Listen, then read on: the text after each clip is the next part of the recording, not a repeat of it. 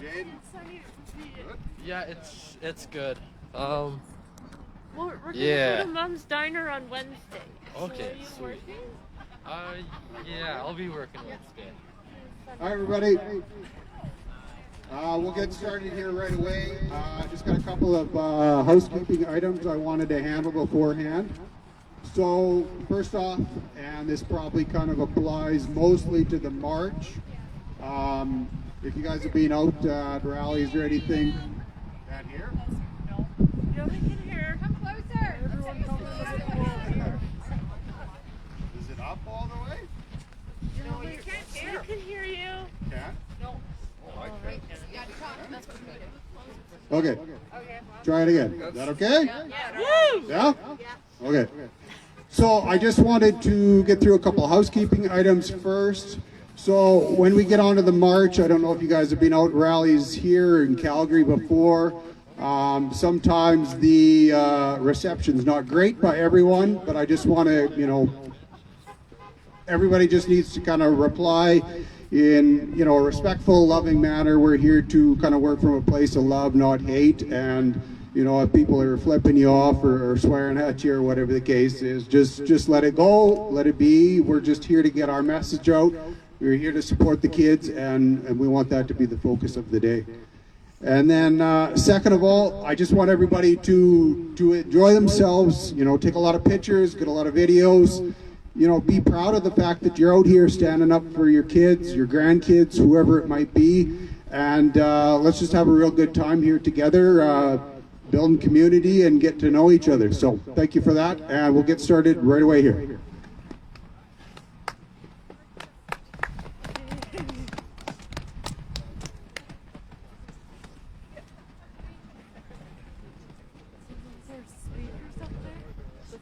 Yeah, there's that speaker there. It's one big main one. Yeah. And there's three ladies singing. Yeah.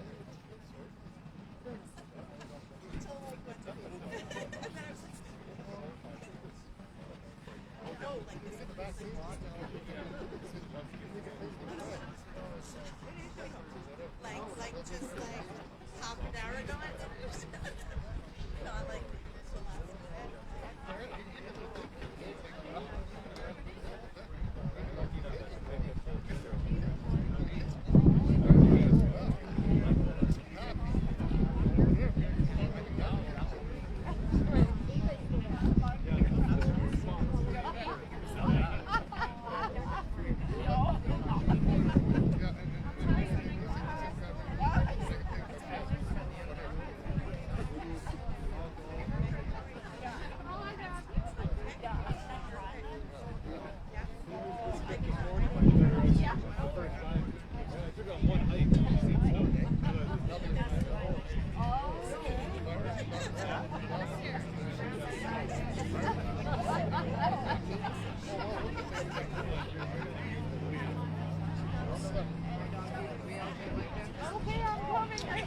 Okay, I think we are ready to get going here.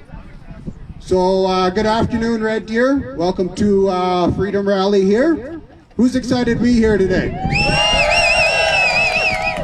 Who is here for freedom?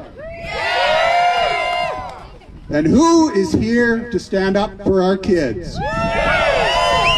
And who is here standing up for their grandkids? Right on. My name is Jared Pallon. I'm a local CPA accountant. As of 2020, I turned myself into an Alberta freedom fighter. I'm a husband to an amazing wife, Sheena. And my most important qualification for being up here today is I am a dad. And I am concerned about the future of my son and where this country is going. Before we get into the rally, and if it's okay with everyone here, I'd like to sing the National Anthem. I know a lot of us have mixed feelings on that, especially being from Alberta these days. But I feel like the anthem brings us together, and we need a lot more of that right now. So if you guys don't mind singing with me, I'll lead it. We'll see how things go. All right. Oh, Canada, our home and native land, true patriot love in all the sun's command.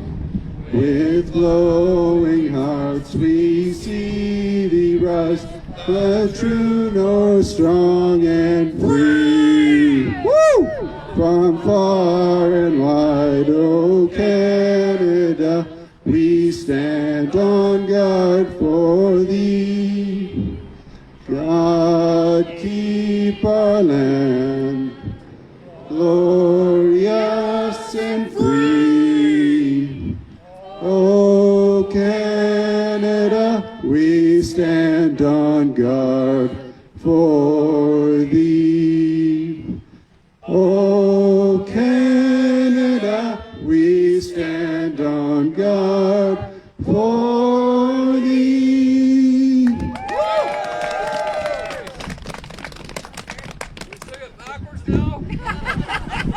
That's asking a bit much.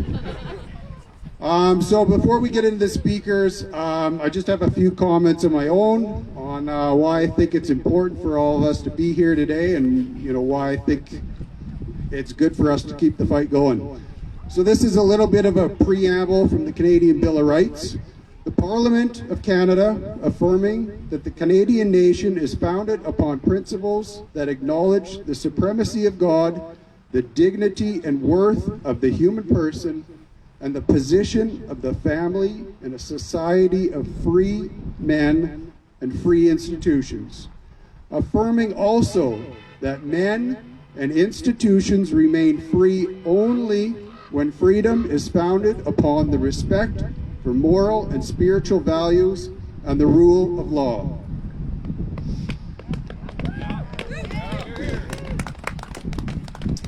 So Gandhi believed that civil disobedience was the inherent right of every citizen, derived from the duty to not participate in evil. Now we could stand here and argue about cases, lockdowns, vaccines, and every other government intervention that they have rolled out over the past 20 months. I'm here to say we don't need to do that. Segregation and discrimination in any form are wrong. Full stop. It is for that reason that we are here today. It is to tell Minister LaGrange and everybody else going to the high tea fundraiser over there that we will never, ever accept segregation. We will continue to stand up for freedom, for our children, for our grandchildren, and we will ensure that Canada remains true north, strong, and free. Thank you.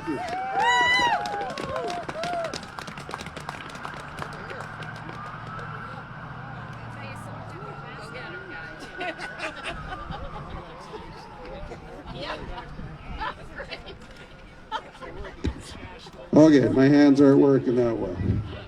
So before we get into the speakers, I just wanted to thank a couple people here before I forget. They've had a big impact on the rally today. First is a lady named Morella. Although she couldn't make it here today, her passion for children's rights was the inspiration behind this event. She reached out to me about 3 weeks ago and told me the story of a young boy named Hudson. If you haven't heard of Hudson's story, full details can be found on my website at jaredpallon.com.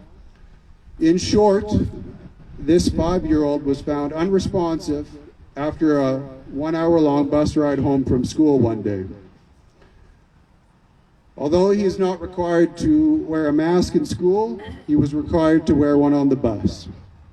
Hudson has since recovered and is doing well, but this story reminds me of the fact that we as parents must be the voice for our children, as they do not have the life experiences to know how to address the things that life throws their way. Secondly, I'd like to thank Jaden. I met Jaden a couple weeks ago. He's been a huge help in getting this rally off the ground. He's been helping a lot of others in Red Deer to plan various rallies throughout 2021. He manages a Facebook page, Red Deer for Freedom, which aims to cover freedom rallies in Red Deer and Central Alberta.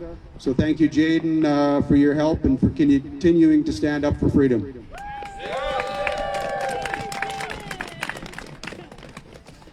So we'll get into our speakers now. Our first speaker is Sharon Crothers. She is the co-founder of Families for Choice. I will let her describe the amazing work that her organization is doing, but in simple terms, they are a group of families, vaccinated, unvaccinated, against COVID, who are united in their mission to safeguard the rights of families and to choose whether or not their children should be vaccinated against COVID. Please welcome Sharon Crothers. Thanks, Jared, for inviting me. Can everybody hear me okay? All right. The accent is Irish, in case you're wondering. My name is Sharon Crothers. A month ago, I was just a mom who did mom things and worked and drove my kids around and did a lot of laundry. Today, I stand before you as all of those things, and I'm an activist, as all of us here are today. I said to one of the other moms in September, just after the announcement that the vaccine passport would apply to the 12s and ups, I said, you know, we have to do something about this because they're going to come for the 5 to 11s next.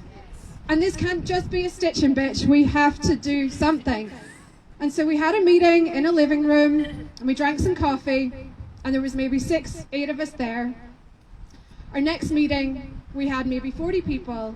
Our next one had over 600. And so now we really have we have almost 20,000 people across Canada aligning with us, joining our mission. And we would love for all of you to do the same, please. And I'll tell you at the end how you can do that. First, though, given that we're all here for the kids, I'd like to read something to you. And I'm not wearing mascara because I haven't been able to read it yet without tearing up. This is from a girl named Lily. She's 12. She lives in Calgary, where I also live. And this is what she told us. She's not vaccinated for COVID-19. She said, "My best friend made a rude post on social media with a gravestone for unvaccinated people saying, RIP anti-vax, as in auntie and uncle. She was my best friend and it really hurt my feelings. I was also invited to a birthday party at Earl's restaurant, but was unable to attend as I did not have a passport. She's 12. I feel I am missing out on so much of my childhood fun and things that bond friendships. She's 12. The mandate took away the right for my parents to come and see me at school events. And me not being able to go to the places my friends are hanging out is really taking its toll. I have good days, but sometimes I just feel like crying. Lily, I think we all do. If for just one day I could hang out with my friends at restaurants, go to the mall, go swimming with my family, or maybe to the trampoline park, that would be amazing. She's 12. To the rule makers over there, drinking tea in fancy hats. We are here with a message. Here is Lily's message for you. You have taken away my freedoms and broken my trust in people like you. These mandates are hurting children. We are trying to stay positive, but all the horrible things you do and the rights you've taken away from us make us feel like no one cares and that we don't matter. And to everyone listening, please don't shun your unvaxxed friends or family. That's Lily. She's a real girl in Calgary.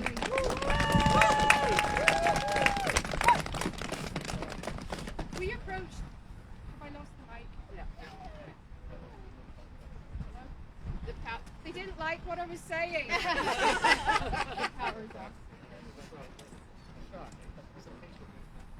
have to yell. Okay. Is it back? Yeah. Okay. Lily's just one of probably 50 children. Come closer. It's because I don't know what the mic's doing. What happens if you holler at a spike and shut it down? Now try. Hello. Hello. No. Yes? Yeah. Okay. Thank you. Up a little more. Yeah. Have the mic up. Just turn it up. Yeah. It should be normal now. So we went out to the people in our group last week asking for stories from the kids. Lily was one of those brave kids that came forward to tell us what is happening to her. This isn't some dystopian novel. This isn't some future movie. This is today in Red Deer. This is today in Calgary. This is today in Olds, Rocky Mountain House, Edmonton, Carstairs, Camrose. This is happening all over Alberta and all over Canada. This is inhumane. We have children telling us, my mental health is suffering.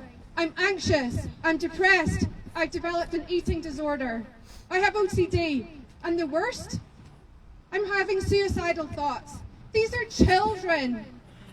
Who are we? We're not the true north, strong and free. Who are we? What are we teaching our kids? What are these people in power doing? The only way this changes is for all of us to say no more. No more. These people are public servants. We voted for them to serve us.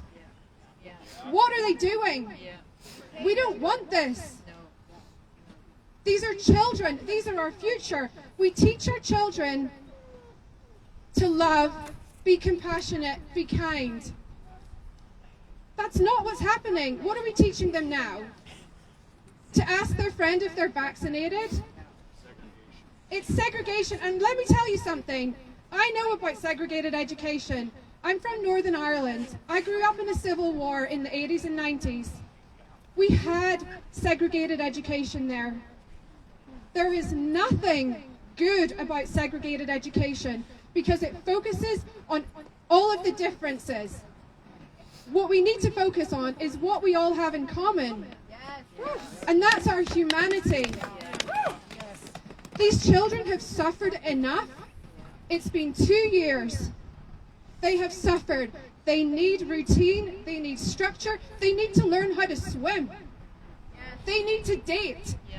They need to know how to manage relationships and dynamics. So, this is why Families for Choice exists. We had to do something. We know the mandates are in place for the 12 to 17s. I just want to make sure everybody understands something. I want to make sure everyone knows. Youth indoor sports were never supposed to be part of that program. They were always supposed to be excluded. The problem with the restrictions exemption program, a vaccine passport in plain English, is that the Alberta government does one thing. Municipalities can make up their own rules. In Calgary, our city council passed a bylaw to include, just a blanket, include the 12 to 17s. Private organizations can also do whatever they want. Hockey associations, arenas, they can do whatever they want. So just because Kenny said last week that the vaccine passport will not be extended to the 5 to 11s, it doesn't mean anything. Literally, it doesn't mean anything.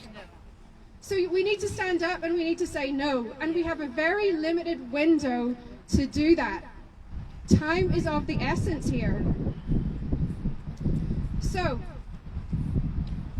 here's how we do it. It's probably not via a legal process.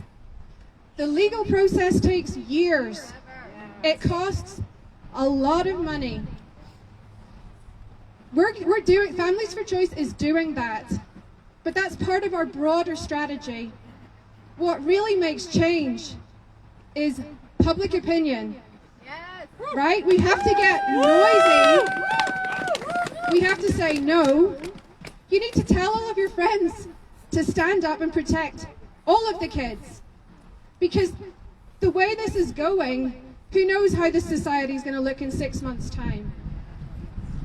So what we want you to do is to please tell everybody about Families for Choice. Go to our website, familiesforchoice.ca, sign our letter. We have over 11,000 signatures on that letter already, saying some of the same things I've said today. This letter is going everywhere next week. You can bet your bottom dollar it's going to land with our Minister for Education. It's going to municipalities, school boards, government, hockey associations, YMCA. It's going everywhere. We would love to get your signatures on that letter. So please sign it, familiesforchoice.ca.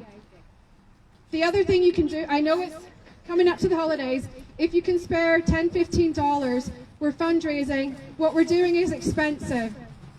So if you can spare that, please donate via the website. So the thing that's actually making a difference is we're in the media. You're probably going to see my face and my accent all over the media. And the reason that we're doing that is because it's working. We've already influenced 2 policy announcements already. One by our friend here, the Minister for Education, and one by Kenny. There's still a lot more work to do. Thank you. There's so much work to do.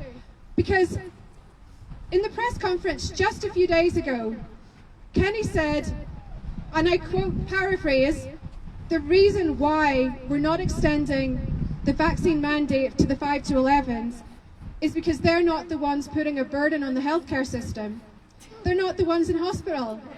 Guess who else isn't burdening the healthcare system? 12 to 17. Exactly, the 12 to 17s. So it makes absolutely no sense that a 12-year-old is a danger to society and their 11-year-old sibling is not. How can we not allow a 12-year-old child to get on a plane or a train in this country, within their own country, to visit their dying grandparents? Yes. This is inhumane. There is no justification for what is happening. No. So I'm not just a mum anymore doing laundry and doing my job. I'm an activist because I have to be. Because I have 2 kids in the public elementary school in Calgary, and if anyone's going to pass a mandate for vaccinations, it's going to be CBE. So we have to say no, and we need to get noisy. And we can all do this together. The last thing I'd like to say is our mission with Families for Choice is pro-choice. We respect anyone's choice, what they want to do or not do with COVID-19 vaccination. I myself am double vaccinated. So,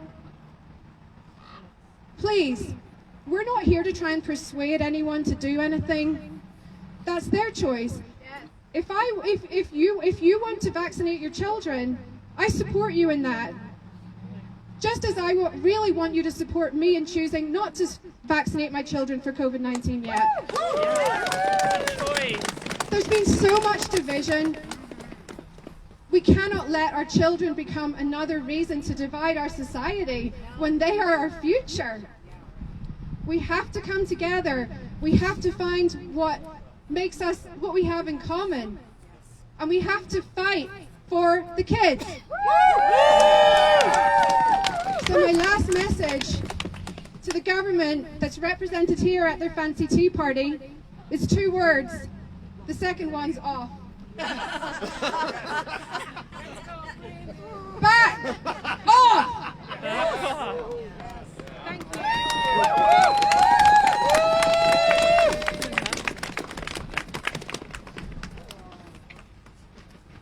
Made me cry. Thank you very much, Catherine. That was amazing. Up next, we have Sharon Fuzak. I hope I got that right. Sharon is a member of Alberta Educators for Human Rights. I've had the privilege of getting to know Sharon over the last number of weeks at some rallies that we do at 1 o'clock over by the Carnival Cinemas there. Her group consists of educators from all over Alberta who support human rights for both teachers and for students. So please welcome Sharon. Hi. I've never spoke before, so I'm going to read it. I'm Sharon, and I'm from Alberta Educators for Human Rights. We're fighting for you. If you are in the education system and wanting to join the fight, please go to Alberta Educators for Human Rights on Facebook or Telegram. If you are a parent, please know that there is a group of us fighting these mandates, but we need your help. We need your stories. Today I'll talk about a real-life adverse reaction that a friend of mine had. My friend can't be here today because she does not feel well. At first, she did not want people to know what she was going through. So many people are hypersensitive to this issue, and so many people are blind to the adverse reactions of the vaccines. She's given me permission to share her story, but for fear of losing her job, she's not ready to share her name. She loves her job. She was vaccinated under duress, feeling the pressures from everywhere around her. In one conversation we had, she did tell me that she wished she had fought harder, but she gave up the fight and had the shot. She was a strong, healthy lady. She was active. Fighting this has shown me how strong and courageous she still is. But now she suffers daily. Within hours of taking her first shot, she had a reaction. She told me that within minutes of the shot, she felt like a droid had enveloped her head. She had pins and needles in her face, feet, and hands. Within the first hour. Within days, the numbness and vertigo set in. Shortly after, she was seeing a neurologist. She's on medications. She feels awful and has trouble walking. One day I saw her at the grocery store. This was one of her good days. She needed the shopping cart to help her walk. She explained to me that her fingers feel like they're being stabbed with knives. Her arm can be freezing cold and hot at the same time. Parts of her legs and arms are numb. 6 weeks after her first shot, she was back in the hospital, seeing the neurologist again. They kept her for a few nights. The first morning, she had a spinal tap, a nerve induction test, and other tests. She ended up with a spinal fluid leak from her spinal tap. It felt like she had a hangover from 4 nights out on the town. The doctors were tossing around the words Guillain-Barré. After the spinal tap, they quit using those words, and this is when the doctors acknowledged it was from her first shot. Wow. Some days her pain is so overwhelming she struggles to walk. The medication she's taking could knock out a horse.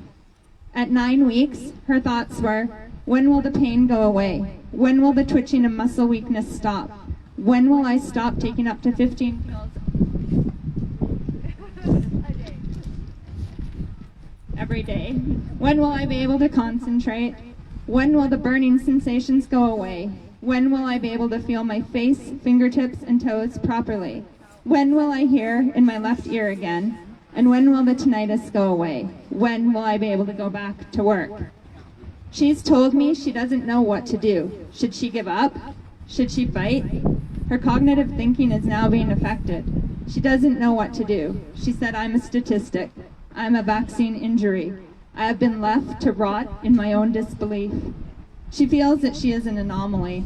But the thing is, if you look at the adverse reactions, she's not an anomaly.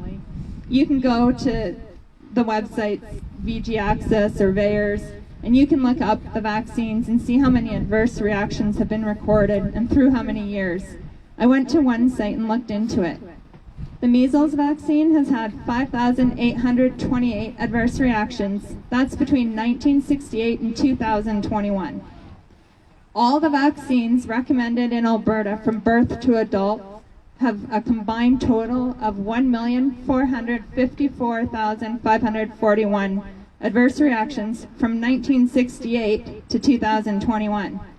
The COVID vaccine has a total of 2,526,133 adverse reactions in this year alone. Her doctor said that if she takes a second shot, she will end up disabled or dead. I asked her, Her children were vaccinated at the same time. What if it was one of them this had happened to, and not you? Please hold your ground. Continue to fight. Fight for others who don't see it yet. I will fight for you.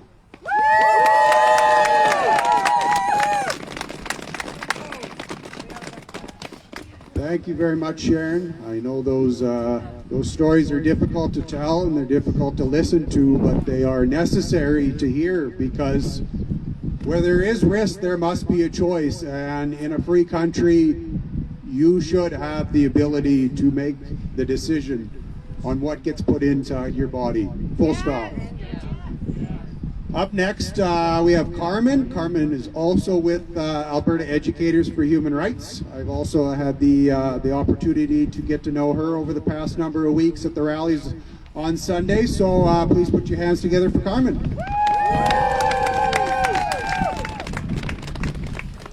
Good afternoon, everybody. It's good to see all you guys here today.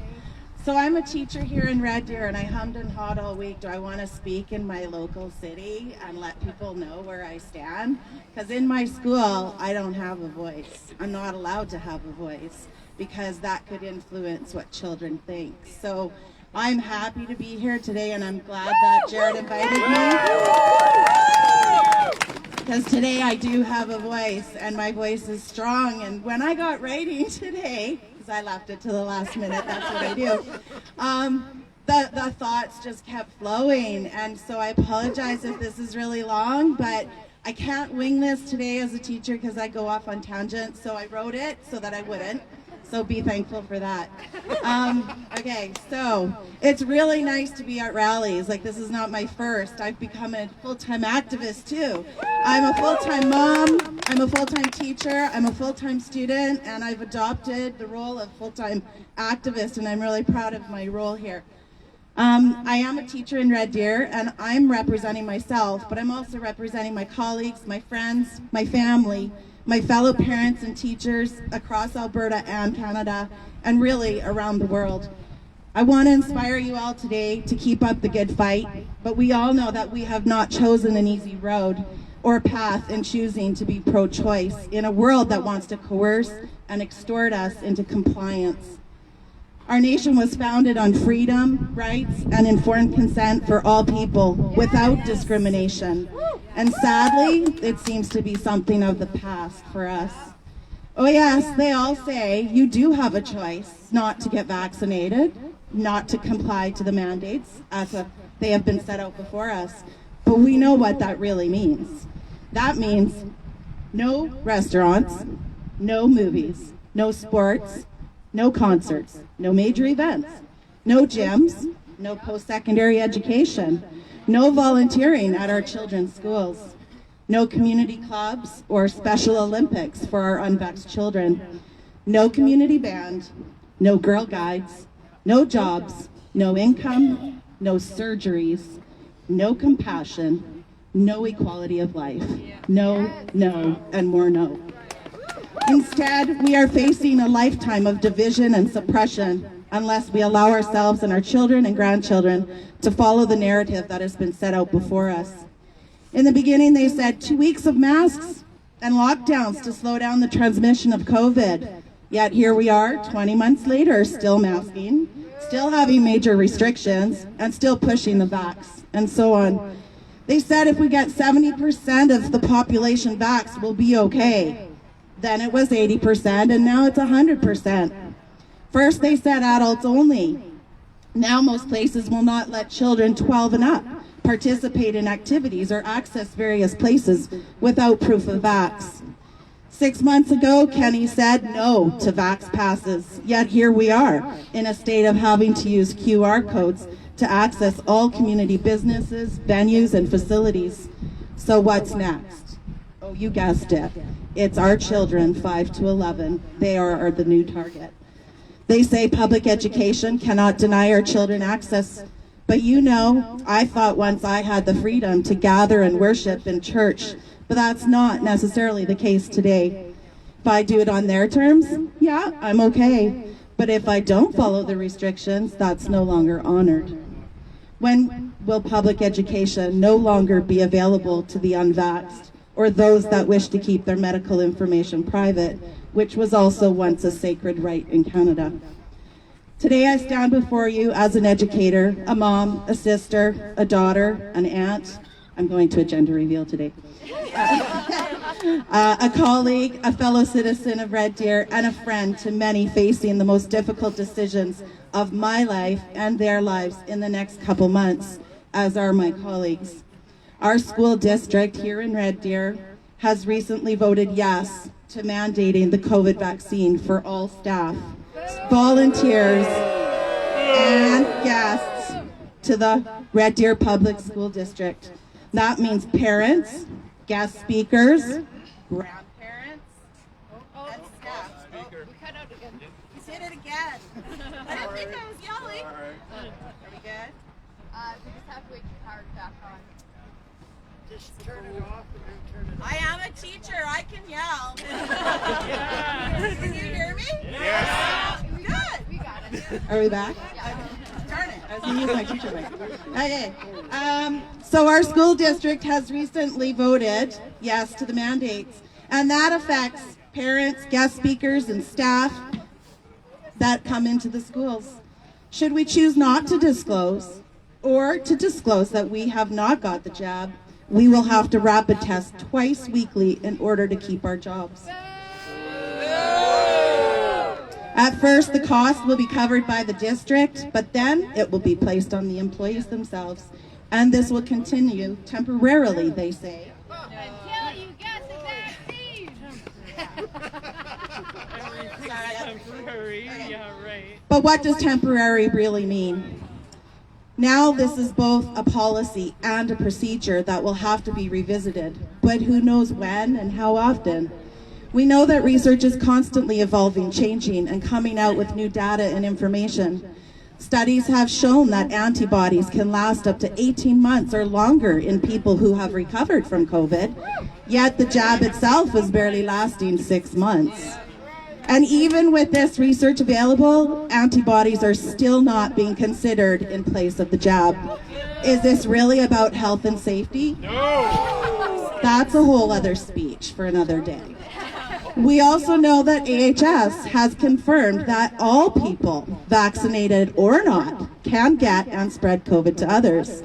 So why then are those that choose not to disclose being discriminated against and targeted by the rapid testing program? How are these people being protected from the vaccinated? How is this demonstrating Red Deer Public School District's values of equity and inclusion? What happened to the Nuremberg Code, the Charter of Rights and Freedoms, the Alberta and Canadian Bill of Rights, informed consent, and the Alberta and Canadian Human Rights Act? That's right. I lived a good life. I'll admit I'm 51. I've raised my children into adulthood, and I'm sad to say today that all 3 of my children have chosen to vaccinate, not for their health, but because of the restrictions they're experiencing at work, in post-secondary education, and just to be a young adult today. And I'm sad about that because I know they probably would have chosen different had they felt they had a choice. Where was I going with that? Okay, here I stand watching my world around me fall apart and denying many of us the most basic God-given rights and freedoms to choose for ourselves. Then it dawned on me today, even God himself created man with his or her own will to choose what he or she believes in. Who is the government to take that from me when God himself refuses to take away that privilege and right? I don't want to end this message on a downer, so I want to bring this up and inspire you a little bit today. So what can we do with this new normal and the state that we find ourselves in?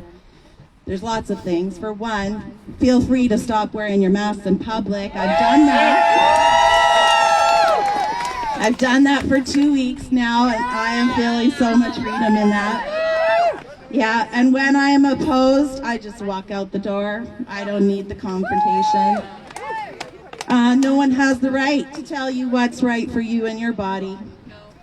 But we can also choose to inform businesses that they are breaking the law and in asking for private personal medical information. And we can share with them about the foundational rights and freedoms. I have a friend that does that, and a lot of times these business owners go, I had no idea. They're just following what the government's telling them to do. We can't blame them. Write letters to your school boards, your senior administration of school districts, your MLAs, your MPs, the Minister of Education, the Minister of Health, and so on. Dina Hinshaw, Jason Canny, I could go on. Will it make a difference? Maybe, maybe not. But I know from the lawyer that's representing us in Alberta as teachers, he said at the very least it will slow things down. So the more we write, the slower things go down, and the more slowly they go, the more time we have to fight back and build up our fight. Get involved. As Catherine and Sharon said, we represent groups out there today, Alberta Educators for Human Rights, which is for parents, educators, other school staff, and our children. There's Freedom Teachers, there's the Families for Choice. There's so many people that are popping up with organizations that you can get involved in. One of the best experiences I had was the first time I went to a rally in Calgary, and I felt at home. I was surrounded by people that I did not know, but I felt so at home because I knew everybody there understood what I was feeling, what I had experienced, and what I was fighting for, and we were on the same page. So get involved, get connected, because you're not alone, and you don't have to be alone in this. Send the school districts NOLs. NOLs are notices of liability. I've just found out you can send these for free. And so there is a movement towards this. There's lots of school districts that have started this. In BC, all those school districts that have said no to mandates, those people got active and started sending NOLs, and they sent a message and said, we will not take this. You are infringing our rights. So it does make a difference. So think about it, see how you can get, there's tons of templates out there. Stand for Thee, Ethics Over Fears, there's tons of them. So just do some research. Last page. I'm almost done. All right, so there's so many ways you can get involved, and the point is don't be a bystander. If you are silent, you're following the narrative whether you want to or not. We need to stand up. We need to get involved. We need to find our voices. Our future for our children and my future grandchildren, which are not here yet, thank goodness, but I want them one day. That's what my fight is for. I got to live a good life. But what's at stake for them? Our children and our future grandchildren are going to lose what we had growing up, right? And that's not okay. That is not okay. I once thought I didn't have a voice, but I found it here in this fight for human rights and freedoms. So I don't do this just for me. I do it for many people in my life, including my children and future grandchildren. We can stop this, and we can make a difference. I will leave you with this final story. I love this story. You've probably heard it before. There was a young girl walking along a beach one day where thousands of starfish had been washed up during a terrible storm. When she came to each starfish, she would pick it up and throw it back into the ocean. People watched her with amusement. She had been doing this for some time when a man finally approached her and said, "Little girl, why are you doing this? Look at this beach. You can't save all the starfish. You can't begin to make a difference." The girl seemed crushed, suddenly deflated. But after a few moments, she bent down, she picked up another starfish, she hurled it as far as she could into the ocean. Then she looked up at the man and she replied, "Well, I made a difference for that one." The old man looked at the girl inquisitively and thought about what she had done and said, inspired, he joined the little girl in starting to throw starfish back into the sea. Soon, others joined, and eventually all the starfish were saved. So it starts with one, and then some, And the more of us that get involved, the more of a difference we can make. So get out there and make a difference. Thank you.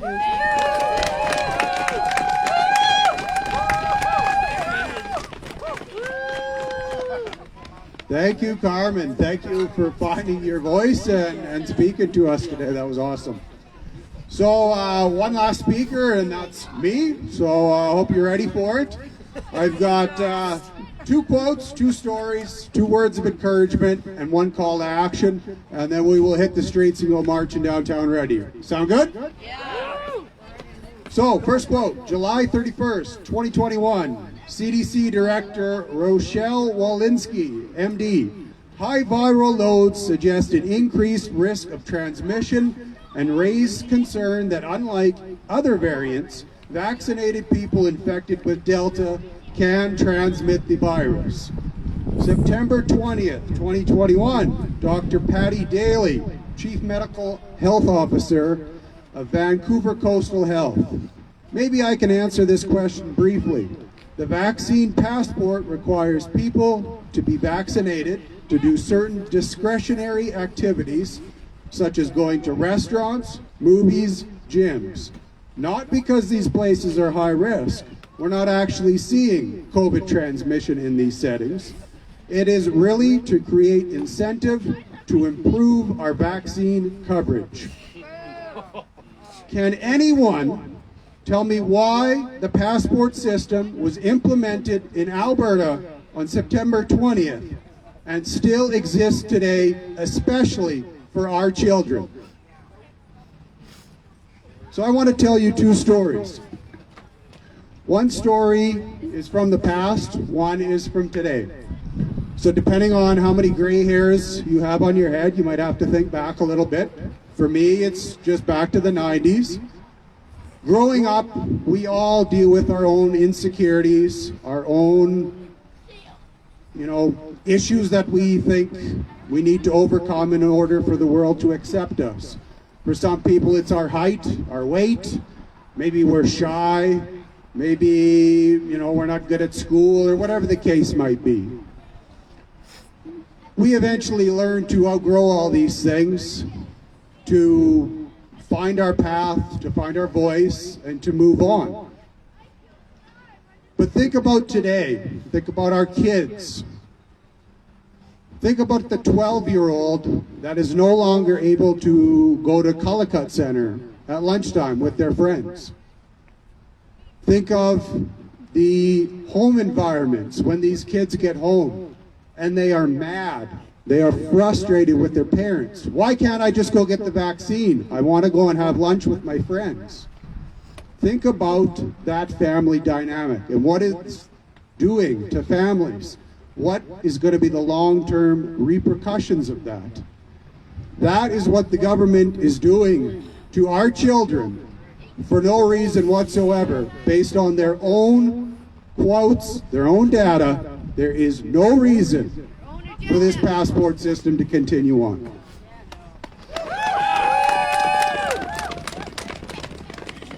So I want to give you 2 words of encouragement. Look around. There are lots of people in this city, across this province, across this country, that are all standing up for the same thing as you are. You are all uniquely qualified to be standing here, supporting your kids, your grandkids, whoever it is. Please keep doing that. Have your voice heard. Your future and the kids depend on it.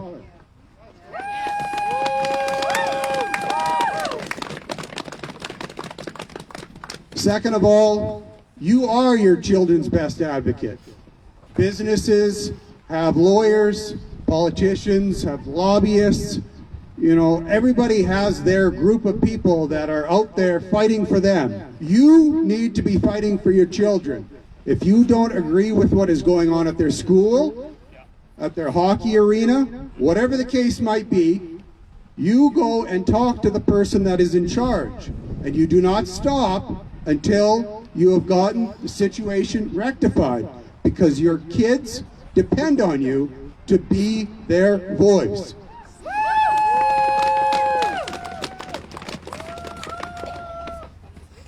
So in closing, I have one call to action.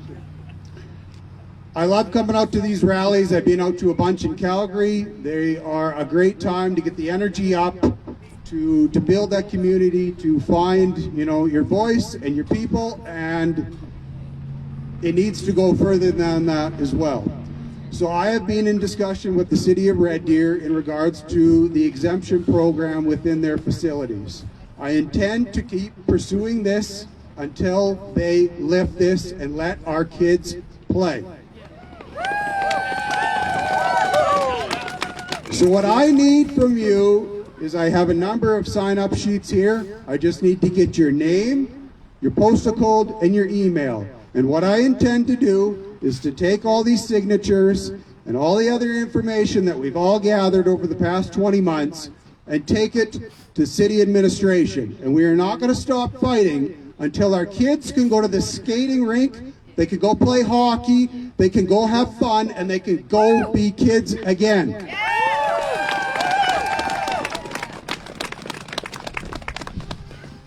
So lastly, I want to leave you with one more quote. Freedom is never more than one generation from extinction. We didn't pass it to our children in the bloodstream. It must be fought for, protected, and handed on to them to do the same. Or one day, we will spend our sunset years telling our children and our children's children what it was once like to live in the U.S. when men were free. Keep fighting for freedom. Keep standing up for your kids. Thank you.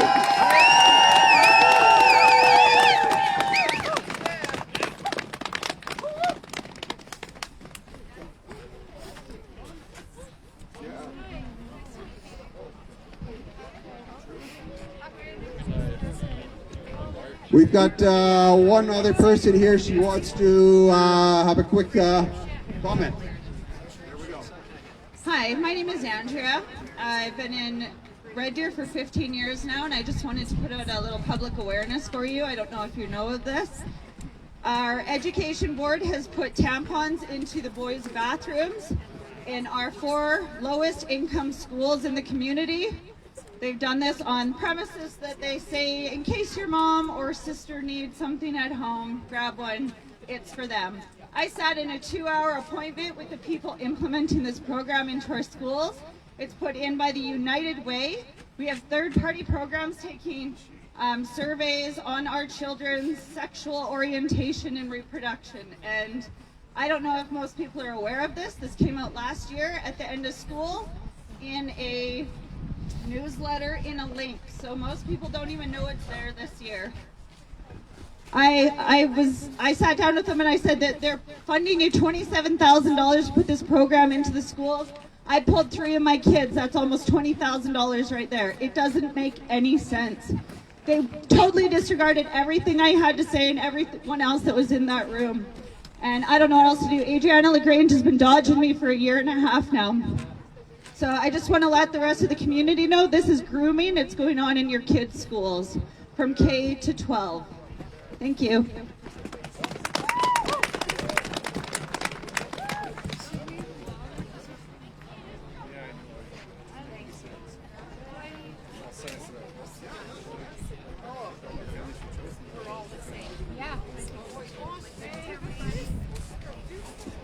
Hi, everybody. I'm a healthcare worker in a hospital about 45 minutes from here, and I just want to tell you all, the ones that got the job are the ones that we're gowning up for. In September, every other room we went into, we were gowning up and extra PPE. Seriously, folks, tell everybody you know, it's not what they say it is. It's a deadly job. Hi,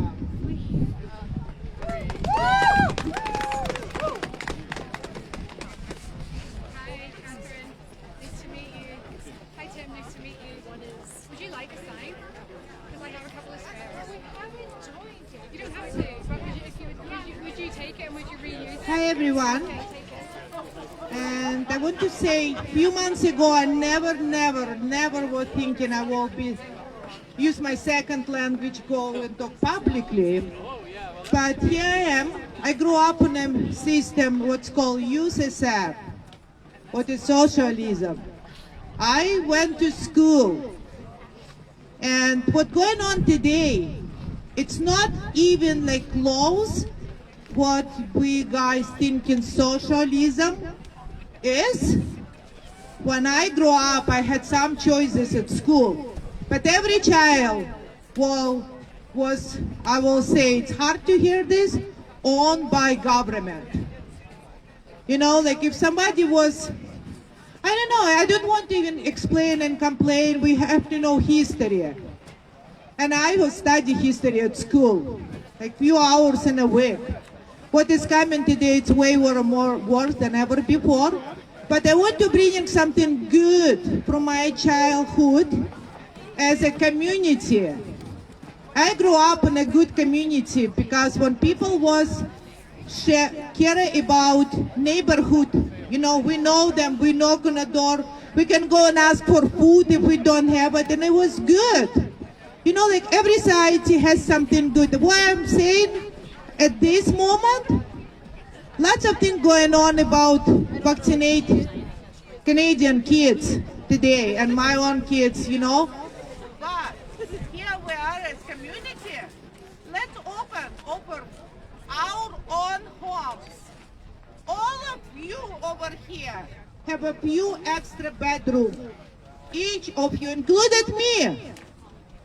We work at home many hours today. How come we just spread around something good and said, okay, do you want to take your kids out from school? Lots of people feel today they don't want kids go to school. I don't say you have to close a school, no. I just let's offer to those parents who choosing today between job and to be vaccinated or lost a job, just daily, like take kids to our homes, you know, and they can do homeschooling home. Provide them just 2-3 hours. We all have homes. Yes.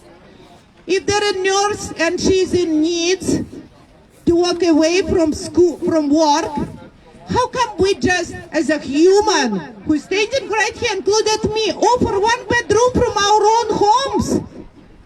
Maybe temporary for 1 month, maybe for a long time. I don't know.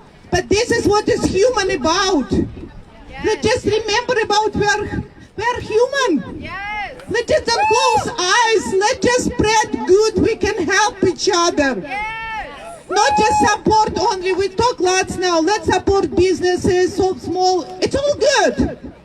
But let's open our own homes for them. Yes.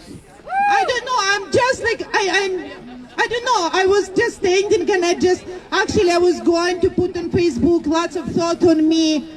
I called a few friends and I said, can you help me to put this on English, you know, explain. And you know what? Yeah, they say we will, but no one reached me out to do some actions. Cheap talk, no action. You know, like guys, let's do something. Let's save kids. I mean, I'm not proclaiming don't go and get vaccinated. Every parents have rights, but there are lots who don't know how to what to do if they need to take kids from school, right? Yeah, basically it's what I want to say. Thank you. If somebody can, yeah, thank you.